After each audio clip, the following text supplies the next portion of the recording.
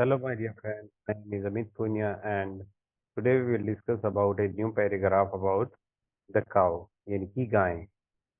जैसा कि आप सब जानते हैं, काऊ हमारी, जिसे हम गौ माता कहते हैं, हमारे देश की आन और बान और शान सब कुछ है। तो चलिए दोस्तों, इसके बारे में डिस्कस करते हैं।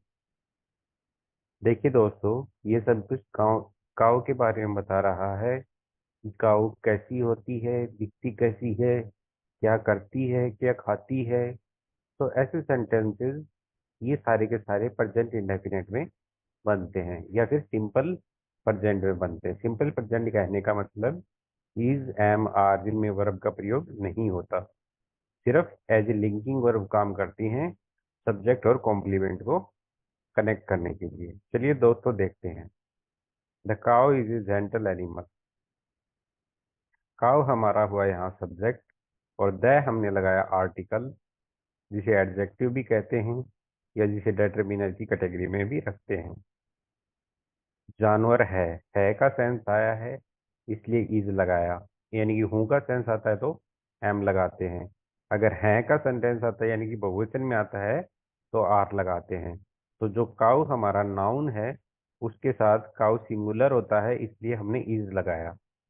और एक शांत जानवर है यानी कि जानवर के लिए एनिमल, उसका एडजेक्टिव जेंटल, और उसके साथ हमने आर्टिकल जोड़ दिया ए, जिसका मतलब होता है एक। The cow is a gentle animal. इसी तरह अगला है दोस्तों, it is a domestic animal. It का प्रयोग काउ के रेफरेंस में एज ए प्रोनाउन किया गया है। तो इट यह है इसलिए इज। घरेलू पशुओं को कहते हैं, पशु को कहते हैं एनिमल, और घरेलू को कहते हैं डोमेस्टिक। और इसके साथ लगाया हमने एक के सेंस में ए, जो कि आर्टिकल है। A is a article here. It is a domestic animal. यह एक पालतू गाय के चार पैर होते हैं। तो जैसा कि हमें पता है कि जब कोई चीज ओन करती है किसी चीज को, या किसी चीज का पोजीशन उसके पास होता है, तो वो हैज, हैव या हैड या विल हैव से बनाए जाते हैं। क्योंकि ये प्रेजेंट टेंस और काउंट सिंगुलर है इसलिए हम हैज का प्रयोग करेंगे। और टांगों के लिए लेग्स, और कितनी होती है, चार, तो चार के लिए four. The cow has four legs. अगला है दोस्तों, यह हमें दूध देती है। इसमें क्रिया आई है दोस्तों। इट प्रोनाउन है काउ को रेफरेंस करने के लिए, और देना को कहते हैं गिव। और चूंकि ये प्रेजेंट इंडेफिनिट का टेंस है इसलिए सिंगुलर नाउन के साथ जो वर्ब होती है उसमें एस या ईएस जुड़ जाता है, इसलिए गिव की फॉर्म होगी गिव्स। और हमें को बोलेंगे अस, और दूध को बोलेंगे milk. It gives us milk. अगला है दोस्तों, दूध हमारे लिए बहुत स्वस्थ होता है। यहाँ पर सब्जेक्ट है दूध यानी कि मिल्क। होता है मतलब सिंपल प्रेजेंट है, तो मिल्क सिंगुलर है तो इज लगाएंगे। और हेल्थी मतलब स्वास्थ्यवर्धक, हेल्थी एक एडजेक्टिव है तो इसके साथ वेरी लगने पर एडवर्ब और एडजेक्टिव। और फॉर अस, अस एक प्रोनाउन है और फॉर एक पोजीशन है। दूध हमारे लिए बहुत स्वास्थ्य होता है, इसका बनेगा milk is very healthy for us. आगे है दोस्तों, गाय घास और चारा खाती है। तो गाय को बोलेंगे द काउ। क्योंकि काव द क्यों लगाया, क्योंकि काव का जिक्र हम पहले कर चुके हैं। और चूंकि अब हम काव से फैमिलियर हैं तो एक बार ए या एन लगने के बाद जब हम उस नाउन से को आइडेंटिफाई हो जाते हैं या फैमिलियर हो जाते हैं तो हम उसके बाद में उसको द लगाना शुरू कर देते हैं। तो इसीलिए द काव। और खाना को कहते हैं ईट। और चूंकि यह प्रेजेंट इंडेफिनेट का टेंस है, खाती है, टी है आया है लास्ट में, तो ईट के साथ लगाएंगे एस, क्योंकि काउ है हमारा यहाँ सिंगुलर। और क्या खाती है, ग्रास और चारा। चारे को कहेंगे हम फूडर, और घास घास को कहेंगे ग्रास। तो the cow eat grass and fodder. It live in farms and villages. It फिर से वही काउ के रेफरेंस में इट का यूज किया है। रहना का मतलब होता है लिव, रहती है प्रेजेंट इंडेफिनेट है, इट सिंगुलर है इसलिए लगाएंगे एस, लिव्स। और कहाँ रहती है, इन फार्म्स यानी कि खेतों में, या फिर विलेजेस यानी कि गाँव में। It lives in farms and villages. अगला है दोस्तों, गाय के दो कान और दो आंखें होती हैं। तो वही बात आ गई, ये पोजेस करने की बात है कि गाय के दो कान और दो आंखें होती हैं। तो the cow has two years and two eyes. अगला है दोस्तों, इसकी एक लंबी पूंछ होती है। इट फिर से वही इसके प्रोनाउन के यूज पर के तौर पर यूज लिया है। फिर हैज पोजीशन को दिखाने के लिए, और एक लंबी पूंछ यानी कि ए लॉन्ग टेल। गाय मनुष्यों के लिए उपयोगी होती है। उपयोगी हमारा यहाँ पे एक एडजेक्टिव है, और है आया है तो काउ के साथ इज लगाएंगे क्योंकि ये सिंपल प्रेजेंट है। यूजफुल टू ह्यूमन, ह्यूमन मतलब मनुष्यों के लिए। यह किसानों की कई तरीके से मदद करती है। मदद करना को दोस्तों हेल्प कहते हैं, प्रेजेंट इंडेफिनेट का टेंस है। और हमारा जो नाउन है इट, वो सिंगुलर है, इसलिए हम हेल्प में लगाएंगे एज।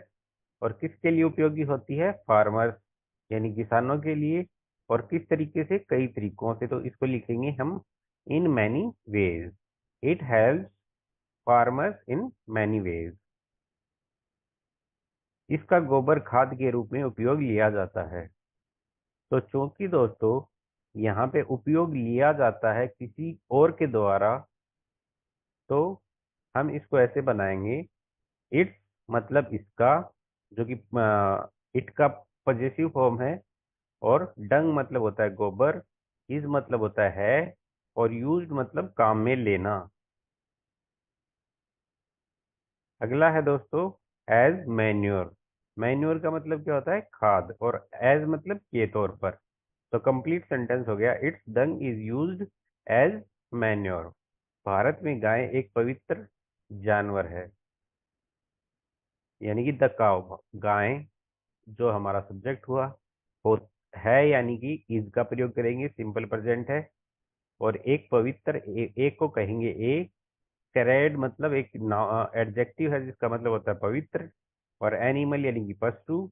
और इसमें इंडिया में, तो इन लगाया मे के लिए, और इंडिया हमारा फिर से नाउन हो गया।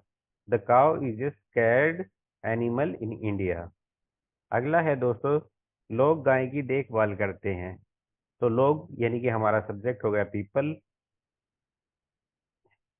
और देखभाल करना को कहते हैं टेक केयर, क्योंकि पीपल एक प्लूरल फॉर्म है नाउन की, तो हम इसके साथ एस एस नहीं लगाएंगे। सिंपली टेक की फॉर्म टेक ही यूज लेंगे प्रेजेंट इंडेफिनेट में। और केयर का मतलब होता है देखभाल करना। और टेक केयर इसका पूरा मतलब निकलता है पूरी वर्ब का, जो कि दो दो वर्डों से मिलके बनी है, देखभाल करना। ऑफ मतलब काके की, द काउ काउ के। अगला है दोस्तों, गाय हमारे लिए एक महत्वपूर्ण जानवर है। गाय हमारा सब्जेक्ट है, तो द काउ है के लिए इज लगाया क्योंकि सिंपल प्रेजेंट है। और फिर महत्वपूर्ण को कहते हैं इंपॉर्टेंट। और इंपॉर्टेंट से पहले उसका आर्टिकल लगाया एन, क्योंकि इंपॉर्टेंट शुरू होता है एक वोवल से, और वोवल की ही साउंड देता है, इसलिए एन का प्रयोग हुआ। और जानवर को हम एनिमल कहते हैं। और हमारे लिए यानी कि के लिए हम फॉर यूज करते हैं। और हमारे यानी कि अस। तो cow is an important animal for us. तो दोस्तों ये था छोटा सा ओवरव्यू, जिसमें हमने प्रेजेंट इंडेफिनिट को सीखा। और अभी इसी तरह से आप दूसरे वाक्य बना सकते हैं। सपोज कीजिए आपके घर में कोई कुत्ता होगा, तो आप ट्राई कीजिए कि इन्हीं सेंटेंसेस में कुछ फेर बदल करके आप कुत्ते के ऊपर भी एक पैराग्राफ 15 लाइन का लिख के, और आपको पहचानना होगा कि प्रत्येक वर्ड कौन सा पार्ट ऑफ स्पीच है, कहाँ आर्टिकल लगा है, कौन सा टेंस यूज में हुआ है। तो ये सब चीजें अगर आप करके चलते हो, तो I completely sure that you will learn English very soon.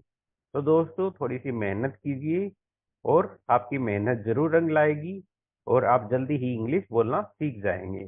जैसे जैसे आप ट्रांसलेशन में स्ट्रोंगर होते जाएंगे, वैसे वैसे आपका दिमाग भी फास्ट चलना शुरू हो जाएगा, और आप रियल टाइम के ऊपर सेंटेंस को हिंदी से इंग्लिश में कन्वर्ट करके आराम से इंग्लिश बोलना सीख सकते हैं। देखिए दोस्तों, क्योंकि हमारी मदर टंग हिंदी या मारवाड़ी या और कोई लैंग्वेज है, तो हम उसी के थ्रू इंग्लिश सीखते हैं। तो उसके लिए हमें क्या करना पड़ता है कि पहले तो हिंदी का जो वर्ड है उसका इंग्लिश वर्ड पता होना चाहिए। दूसरा, उसमें कौन सा टेंस होगा ये पता होना चाहिए। यानी कि बेसिक ग्रामर का knowledge, basic part of speech का नॉलेज, कि कहाँ पर क्या हो रहा है, कहाँ पर क्या जुड़ रहा है। ये थोड़ा थोड़ा आप अगर ध्यान देते हुए चलेंगे तो आपकी इंग्लिश मजबूत होती जाएगी। आपको अच्छा स्पीकर बनने से कोई नहीं रोक सकता। तो आज के लिए इतना काफ़ी है। धन्यवाद दोस्तों।